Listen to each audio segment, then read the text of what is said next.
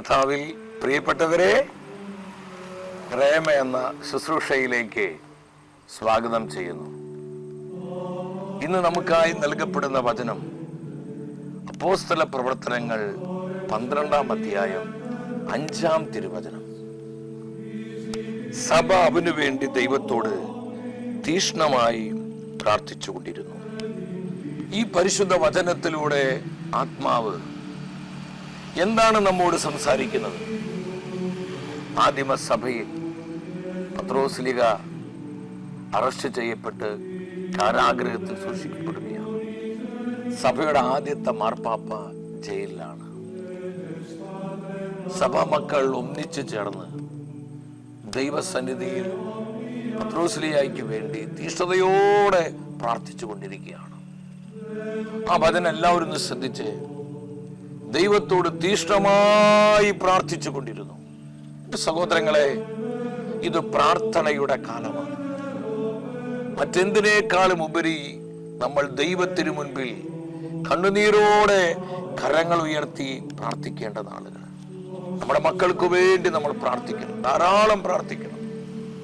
പ്രാർത്ഥനയിലൂടെ മാത്രമാണ് ഈ തലമുറയെ വീണ്ടെടുക്കുവാനും രക്ഷിക്കുവാനും നമുക്ക് സാധിക്കുകയുള്ളൂ.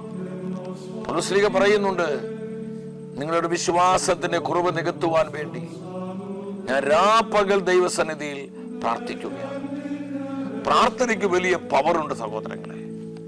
വിശ്വാസത്തിന്റെ കുറവ് നികത്തി നമ്മുടെ ജീവിതങ്ങളെ സത്യവിശ്വാസത്തിൽ ഉണർത്തുവാൻ പ്രാർത്ഥനയ്ക്ക് മാത്രമേ കഴിയൂ. നമ്മുടെ മക്കളെ ഓർത്ത് നിങ്ങൾ ആകുലപ്പെടുന്നുണ്ടോ? ഇന്ന് അനേകം മാതാപിതാക്കള് മക്കളെ ഓർത്ത് അസ്വസ്ഥരാണ്.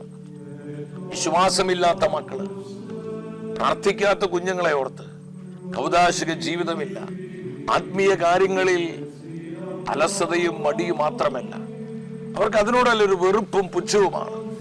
ഇതുമൂലം പ്രയാസപ്പെടുന്ന ആയിരക്കണക്കിന് മാതാപിതാക്കൾ നമ്മുടെ കുടുംബങ്ങളിലുണ്ട്.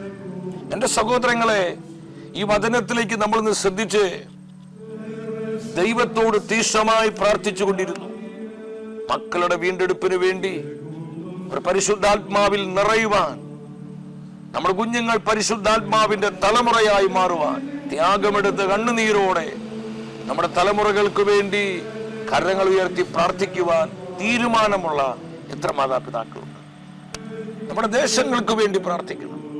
നമ്മുടെ ദേശത്തിന്റെ സൗഖ്യത്തിനായി, ആത്മീയ വീണ്ടെടുപ്പിനായി, ദേശങ്ങൾക്കായി നമ്മൾ കണ്ണുനീരോടെ പ്രാർത്ഥിക്കേണ്ട സമയമാണ്. രാജ്യങ്ങൾക്ക് വേണ്ടി നമ്മൾ ഇത് ലോക രാജ്യങ്ങളിലേക്ക് നോക്കുമ്പോൾ യുദ്ധഭീഷണികളും യുദ്ധക്കെടുതികളും ഭീകര പ്രവർത്തനങ്ങളും അസ്വസ്ഥതകളും കൊലപാതകങ്ങളും അക്രമങ്ങളും എല്ലാം ഇന്ന് അതുപോലെ വർദ്ധിച്ചു വന്നുകൊണ്ടിരിക്കുന്നു. ഇതിനുള്ള പരിഹാരം എന്താണ്? നമ്മുടെ കർത്താവ് പറഞ്ഞു, ഇതെല്ലാം കാലം അതിന് അന്ത്യത്തോട് അടുക്കുമ്പോൾ ഇതൊക്കെ സംഭവിക്കുമെന്ന് വ്യക്തമായി ഈശോ പഠിപ്പിച്ചു. നമ്മൾ ആ ഒരു സമയത്തിലാണ്.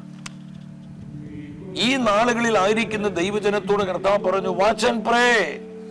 നിങ്ങൾ പ്രാർത്ഥനയിൽ ജാഗരൂകരായിരിക്കണം. സഹോദരങ്ങളെ, ഈ വചനത്തിലൂടെ ആത്മാവ് നമ്മളെ പഠിപ്പിക്കുന്നതാണ്. പ്രാർത്ഥനയിൽ ജാഗരൂകരായിരിക്കുക, പ്രാർത്ഥനയിൽ തീഷ്ണതയുള്ളവരായിരിക്കുക. രാജ്യങ്ങൾക്ക് വേണ്ടി, ദേശങ്ങൾക്ക് വേണ്ടി, തലമുറകൾക്ക് വേണ്ടി, നമ്മുടെ കുടുംബങ്ങൾക്ക് വേണ്ടി കണ്ണുനീരോടെ കരങ്ങൾ ഉയർത്തി പ്രാർത്ഥിക്കുമ്പോൾ മാത്രമാണ് ഈ തലമുറയിൽ അത്ഭുതകരമായ മാറ്റം സംഭവിക്കുക. ഈ കാലഘട്ടത്തെ വീണ്ടെടുക്കുവാൻ നമ്മൾ ആഗ്രഹിക്കുന്നുണ്ടെങ്കിൽ സഹോദരങ്ങളെ, അതിനായി നമ്മൾ ചെയ്യേണ്ടത് ദൈവസന്നിധിയിൽ താഴ്മയോടെ മുട്ടുമടക്കുക. താഴ്മയോടെ മുട്ടുമടക്കുക. കർത്താവിന്റെ തിരുമുഖത്തേക്ക് നോക്കി കരങ്ങൾ വിരിക്കുമ്പോൾ ദൈവശക്തി ഇറങ്ങി വരും. ആ ശക്തിക്ക് മാത്രമേ ഈ തലമുറയെ രൂപാന്തരപ്പെടുത്താൻ സാധിക്കൂ. ഈ തലമുറയെ ശുദ്ധീകരിക്കാൻ സാധിക്കുള്ളൂ. ഈ കാലഘട്ടത്തെ വീണ്ടെടുക്കുവാൻ സാധിക്കുകയുള്ളൂ. ഈ സത്യം മനസ്സിലാക്കി പ്രാർത്ഥനയുടെ ആത്മാവിൽ ജീവിക്കുവാൻ, പ്രാർത്ഥനയുടെ ആത്മാവിൽ വ്യാപരിക്കുവാൻ നമുക്ക് തീരുമാനമെടുക്കാം. പ്രാർത്ഥന കൂടാതെ നമുക്ക് ജീവിക്കാൻ സാധ്യമല്ല സഹോദരങ്ങളെ. പ്രാർത്ഥനയുടെ സാധ്യത ദൈവത്തോളം വരുന്ന സാധ്യതയാണ്.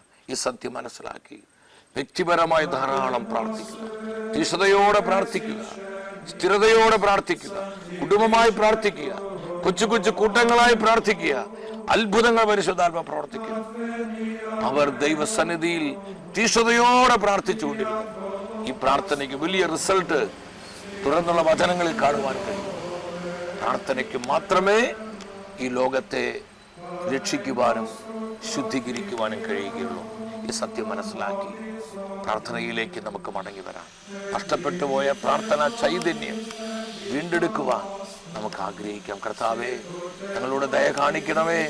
പ്രാർത്ഥനയുടെ ആത്മാവിനാൽ ഞങ്ങളെ മുദ്ര ചെയ്യണമേ. പ്രാർത്ഥനയുടെ ചൈതന്യത്തിൽ ജീവിക്കുവാൻ ഞങ്ങൾ ഓരോരുത്തരെയും വ്യക്തിപരമായി, കുടുംബമായി, കൂട്ടായ്മയായി അഭിഷേകം ചെയ്യണമേ. ഒപ്പം നിങ്ങളുടെ പ്രാർത്ഥനാ വിഷയങ്ങൾ ഞങ്ങൾ അറിയിക്കുക. നമ്മൾ ഒന്നിച്ച് പ്രാർത്ഥിക്കുമ്പോൾ അത്ഭുതങ്ങൾ പരിശുദ്ധാത്മ പ്രവർത്തിക്കും. ദിനംതോറും കർത്താവ് നമ്മളെ അനുഗ്രഹിക്കുകയും തൻ്റെ പരിശുദ്ധ വചനങ്ങളാൽ പരിപാലിക്കുകയും ചെയ്യട്ടെ. ആമേൻ.